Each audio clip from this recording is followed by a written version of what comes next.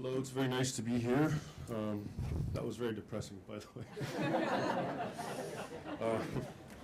So maybe mine won't be that bad. As members and friends of JIMENA, you are all, of course, aware of the story of, and I'm sure a lot of you have direct experience with yourselves or your families before you of what happened in the Middle East and in Africa to the Jews, especially in the 1950s and on, the Nasser era and the nationalism and all that, and how Jews were singled out and attacked, and of course, so I don't have to get into that because you all know this much more intimately than I do, but I only bring it up because to understand it, the first question that some people ask is, was that an aberration? What happened? A lot of people have the understanding that what happened to the Jews is part of the specific circumstances of that situation, of what was happening. People generally don't see it as religious intolerance. They come up with any number of sort of materialistic reasons, economic reasons, political oppression, any number of things, and then they'll say that's what happened and that's why they had to leave. And then, as you probably are aware, there's all kinds of other theories. In fact, some that will say that the Jews wanted to leave on their own. They couldn't wait. They just wanted to get out. So the question is, was it an aberration? Was it unique? And we find out, and this is what I'm here to talk about, that it's not. It's part of a long pattern that is intrinsic to the Middle East and to the Islamic world in general. And I'm talking about Egypt and the Coptic people, the Christians, the Christian minority of Egypt. And I'll start it by saying a phrase that so many of you here have already mentioned to me, and so it won't be as much of an impact as I had hoped, because you're all aware of it, which is basically first the Saturday people, then the Sunday people. And that was a very famous slogan in Egypt, and it indicated that we're getting the Saturday people, the Sabbath people, of course, are the Jews, and so they were attacked, singled out, ostracized, their property confiscated, and eventually forced to flee. And now, so who are the Sunday people? Of course, they're the Christians. And now they are the ones who are feeling the wrath or the sword of Islam, to be figurative and also literal at this point. And so the reason I mentioned this and to set it up this way is to show you that these are all patterns of the same sort of behavior. And going back to my question about the Jews who left from North Africa and the Middle East, was it an aberration? Was it unique? It cannot be, because now we have another group that is not Jewish, and that's actually the indigenous people of the country, and they're facing the same exact sort of treatment at the hands of the Islamic world, or at the hands of their Islamic neighbors.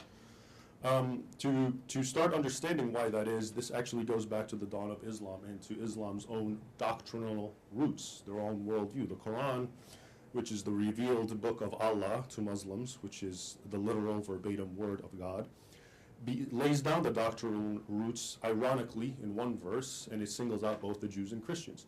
And it says, and I'm paraphrasing it, I don't have it before me, it's Quran chapter 9 or Surah 9, verse 29. And it says, fight the people of the book.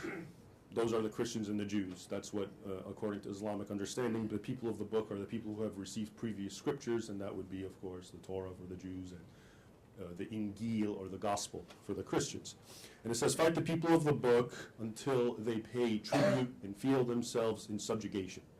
And that was laid down in the Islamic prophet Muhammad's time. And that became really the cornerstone of subsequent treatment to Christians and Jews, specifically, as they were singled out. And this went on that a whole jurisprudence came to develop in the Islamic world and in Sharia law regarding how Christians and Jews are to be treated. And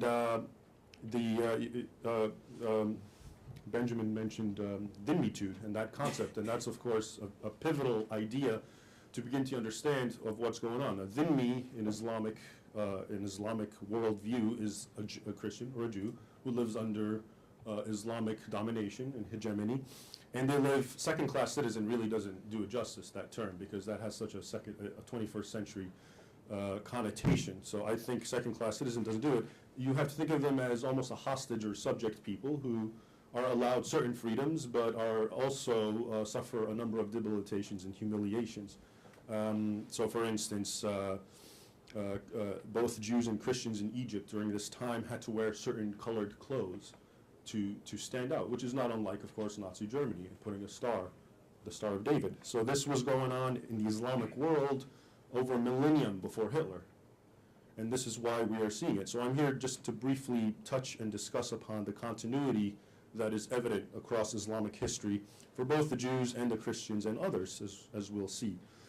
And there's also a point, a lot of people who talk about this, I think, focus a lot on doctrine, and I'm one of them. I talk about Islamic doctrine, and I talk about Islamic history, but I think one of the most important things that we have to understand, and it actually has a term, it's called Islamicate, but what it means is Islamic culture. So you have Sharia law, you have the Islam's teaching, you have the Quran, you have the Hadith, or the recorded words of Muhammad.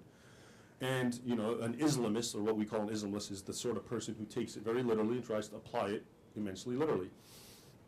But also what happens, as happens in any culture, the U.S. has a constitution, for instance. It guarantees this and that, and it doesn't guarantee this or that.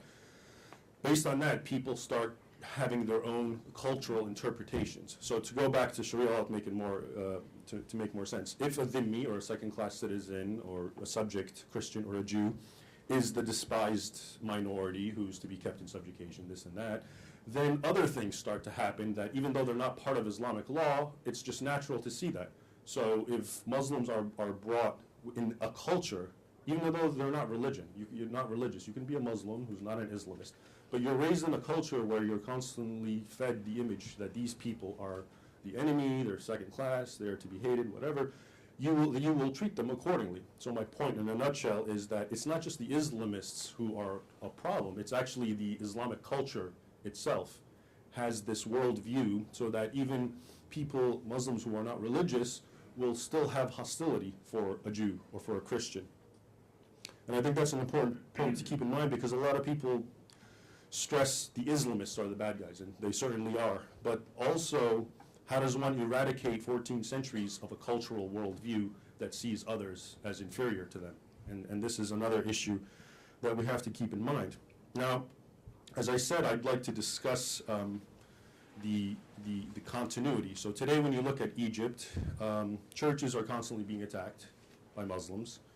Recently, after about 4 churches in 2 months were attacked, the Copts gathered and protested in Maspero. And of course, what happened, and the reason they went to Maspero is where the TV, the media is. So they wanted the world to see their plight.